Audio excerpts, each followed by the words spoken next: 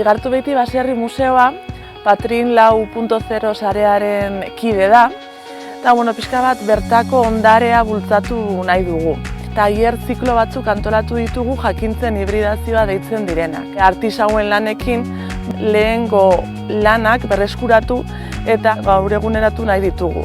Gehien bat eskuekin lan egiteko eta generazio desberdinen transmisio bat lantzeko.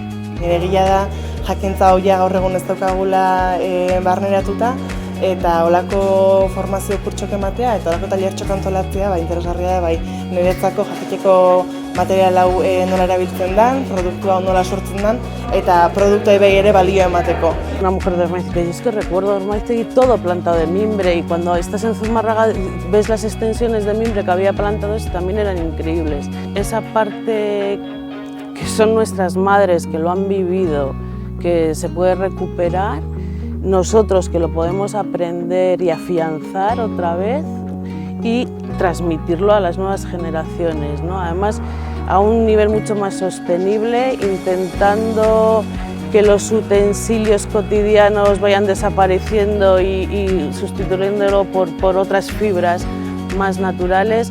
Zorionak antolatzaile guztiei, porque olako gauzak galtzear daude, eta aber posible dan ez galtzia olako iniziatibak behintzat hori mantendu ingo dute, eskerrik asko guztiei.